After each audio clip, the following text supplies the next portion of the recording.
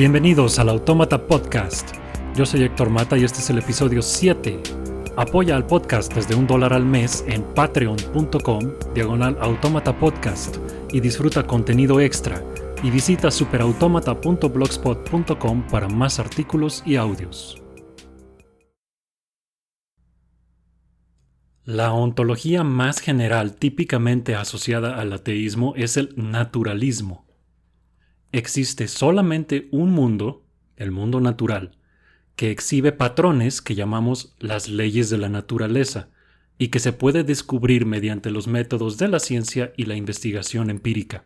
No hay un mundo aparte con lo sobrenatural, espiritual ni divino. No hay tampoco una teleología cósmica o propósito trascendental inherente en el universo ni en la vida humana. Vida y conciencia no denominan esencias aparte de la materia. Son formas de hablar de los fenómenos que surgen de la interacción de sistemas extraordinariamente complejos. El propósito y el significado en la vida surgen fundamentalmente a través de actos de creación humana y no son derivados de nada fuera de nosotros mismos. El naturalismo es una filosofía de unidad y patrones que describe a toda la realidad como una red continua. Ese fue Sean Carroll en The Big Picture. Usando a la religiosidad como un indicador indirecto de creencia en lo sobrenatural, el naturalismo, no confundir con naturismo, es por mucho una posición minoritaria. Inclusive entre la relativamente minúscula población de ateos existen alusiones insistentes a la espiritualidad, a trascender, a descubrir propósito. Esto es un impulso humano probablemente y difícil de evitar. Aún así está mal y no aporta nada que sea mejor que la alternativa. La visión naturalista no solamente es la correcta, sino que es la que más prosperidad y bienestar ofrece. Antes que nada, creo conveniente establecer que lo sobrenatural, sea espiritismo, telequinesis, brujería, clarividencia, vida después de la muerte, fantasmas, dioses o lo que sea, no solamente no existe, sino que no puede existir porque es incoherente. Quienes afirmen haber detectado algún fenómeno sobrenatural necesariamente lo habrán hecho por medios naturales, es decir, físicos. Vieron algo, oyeron algo, sintieron algo. Lo que sabemos del mundo físico va creciendo continuamente y quizás sea todavía poco comparado con lo que queda por saber, pero ya es más que suficiente para descartar todo lo sobrenatural. Si alguien propone que grabó un fantasma en video, supongamos, y si se supone que ese fantasma está hecho de alguna sustancia, ectoplasma, materia espiritual o como le quieran llamar, ¿cómo llegó al video si no mediante un fenómeno físico? Los detectores CCD de una cámara digital los hicimos usando lo que sabemos de electromagnetismo o, más específicamente, de electrodinámica cuántica. Quien afirme que logró capturar en video a un fantasma está haciendo la declaración, quiera o no, de que la electrodinámica cuántica está mal, incompleta o que, sin querer, automáticamente incluye también a la electrodinámica ectoplásmica. Tenemos los libros con las ecuaciones detalladas que, los creyentes dicen, están mal o incompletas, pero curiosamente nunca pueden decir ni cuáles ni en qué. Llama la atención, hablando de electrodinámica cuántica, cuánto las creencias en lo sobrenatural dicen basarse en ciencia, cuando es esta la que más las contradice. En un debate en Caltech en 2006, el confundidísimo charlatán Deepak Chopra se la pasó vomitando ensaladas de palabras con aderezo cuántico y no se le ocurrió que había entrado a una madriguera de físicos teóricos. En la sesión de preguntas, el físico Leonard Mlodinow lo confrontó, muy amablemente, diciéndole: «Entiendo lo que significa cada una de las palabras que dices, pero todavía no entiendo de qué estás hablando». Obviamente Chopra no pudo hacer más que cambiar de tema con más ensaladas de palabras acerca del infinito y la no localidad y quién sabe qué más. La lección de la mecánica cuántica, que ya exploraremos aquí en Autómata, no es ni de cerca que el materialismo esté limitado u obsoleto. Al contrario, como todos los descubrimientos científicos, la lección es que el mundo material es mucho más interesante que cualquier superstición espiritual que se le pudiera ocurrir a un humano. Una y otra vez la explicación de un fenómeno resulta ser un patrón en el mundo natural. No hay una sola explicación natural de un fenómeno que haya sido reemplazada por otra explicación sobrenatural mejor. En toda la historia de la humanidad, ni una.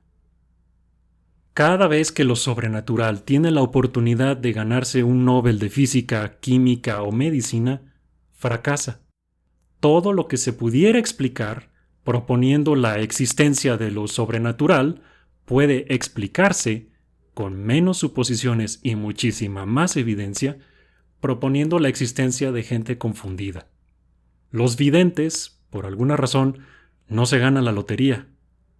Por esa misma razón, los curanderos no se acercan ni por accidente a una sala de quemaduras o amputaciones en un hospital. Sobra decir que el alma no existe tampoco, siguiendo el mismo modo de argumentación aplicado a los fantasmas.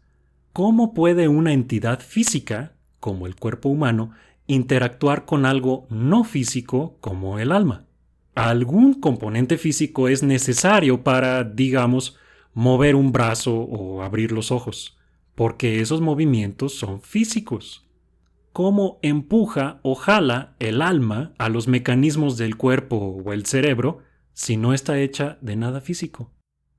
¿Qué está haciendo el alma que no haga por sí solo el cerebro? Ya que andamos en eso, sabemos que la mente, a veces usada como sustituto del alma y a veces como algo distinto, es una función del cerebro. Es un proceso físico, o químico, o biológico, si así lo prefieren, que es ejecutado por el cerebro. Nos faltan muchos detalles, seguro, pero aún lo más burdo de lo que sabemos es ya incontrovertible.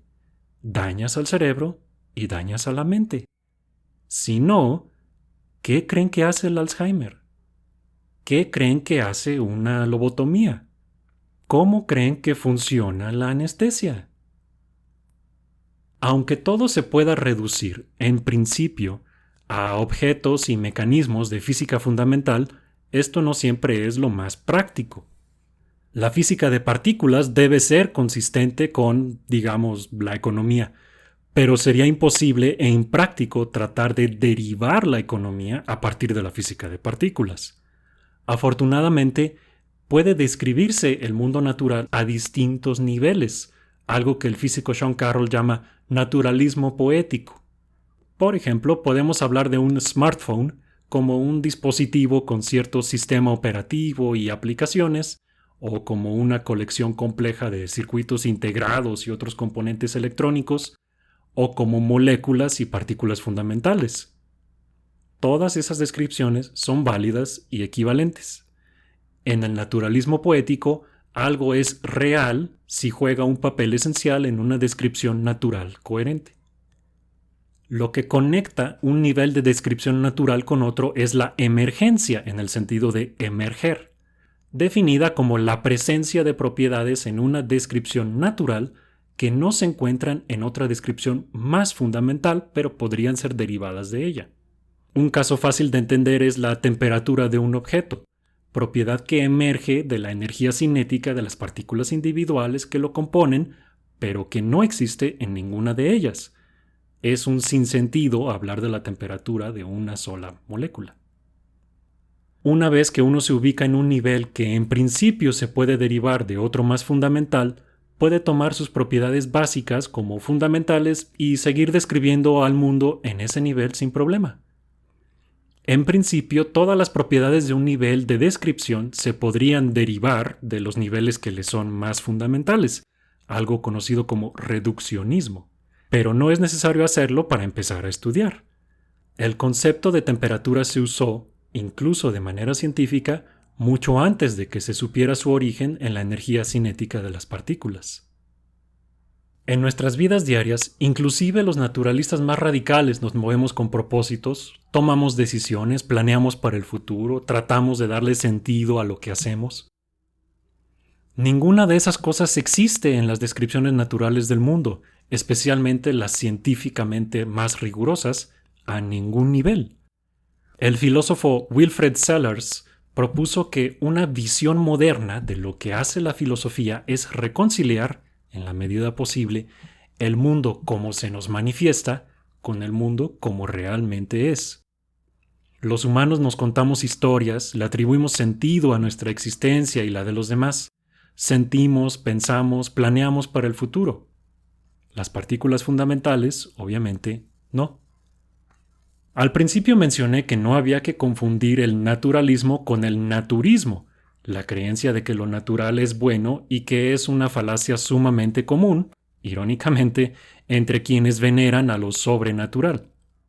Saber cómo son las cosas no nos dice nada acerca de cómo deberían ser, y por lo tanto, explicar que algún fenómeno sea natural no implica excusarlo. La violencia parece ser parte de la naturaleza de todos los primates, incluyéndonos a los humanos, pero hemos optado por usarla cada vez menos y, casi todos estamos de acuerdo, eso es bueno. También hemos manipulado a lo natural para deshacernos de la viruela y para aprovechar la física y la química y producir energía que de otra manera no tendríamos disponible. El filósofo y físico Tim Maudlin cuenta una parábola interesante. Imaginemos que hay dos jugadores de ajedrez, hombre y mujer, que son pareja y tienen una hija. Deciden inculcarle el juego cuanto antes, enseñándole todo lo que pueden, llevándola con maestros e inscribiéndola en torneos desde chiquita. Tienen grandes visiones y ambiciones para su hija como ajedrecista, y sí, la niña se hace muy, muy buena para el ajedrez. Pero hay un problema. A ella no le gusta el ajedrez. Le parece solo un juego aburrido e inútil. Ella quiere hacer otra cosa, dedicarse a algo más. Quizá las artes o una ingeniería o lo que sea, menos ajedrez. ¿Concluiríamos que su vida carece de propósito por haber rechazado el plan de sus creadores? ¿Y qué si hubiera sido libre desde el principio de hacer su propio propósito? En un mundo puramente natural, no existe propósito, ni bien ni mal, aparte del que nosotros hagamos. ¿Y para qué queremos más? La gente creyente en espiritualidad o religiones no se imagina cómo sería vivir así, libre. Los filósofos existencialistas consideraban una especie de absurdo tener que enfrentar semejante situación, que por cierto consideraban la situación real. ¿Por qué levantarse por la mañana?, preguntan, si todo esto es para nada. ¿Por qué vivir en lo absoluto, si todo terminará y además terminará en la nada? Como dijo Albert Camus, ¿debería suicidarme o tomarme un café? Con una visión natural del mundo, uno se levanta por la mañana por la misma razón que todos los demás, porque tiene el estómago vacío y la vejiga llena. Eso, y para tomar café. Y para hacer cosas que nos gustan o nos pagan dinero. Inclusive la gente que tiene pósters de Camus y Nietzsche en su cuarto lo hace. Conocer cómo funciona el mundo es lo que nos permite manipularlo a nuestra conveniencia y disfrutarlo, le importe o no a quien sea o a nadie. Aparte de lo que digan las leyes fundamentales del universo, nada es obligatorio ni está prohibido. No tenemos que hacer nada aparte de lo que decidamos hacer. Que nuestras vidas sean finitas no implica de ninguna manera que sean poco valiosas, sino al contrario. Deberíamos, ya que estamos aquí, aprovechar. Nadie escucha una pieza de música genial, como una sinfonía, y a mediados del tercer movimiento dice, pero esto no tiene caso, porque llegará el cuarto movimiento y luego se terminará. ¡Bú! Por otro lado, en la peor miseria humana, a nadie le consolará que le digan, lamento lo de tu cáncer, niño, pero no te preocupes porque es para nada y luego se acaba. Precisamente porque estamos en un mundo puramente físico, estas experiencias son reales. Cuando alguien muere, realmente se muere. La vida no es una ilusión ni un ensayo para el número estelar que le sigue. Este es el número estelar. Tenemos todo por ganar o perder si lo entendemos así.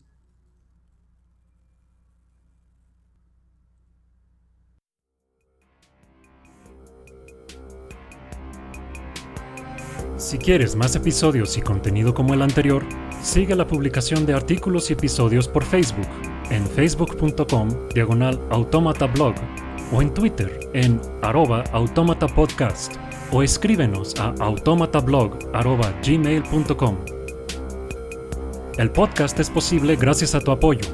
Si te agradó lo que escuchaste, puedes donar al podcast visitando la página de apoyo en superautomata.blogspot.com o puedes hacer un donativo mensual visitando patreon.com/automatapodcast.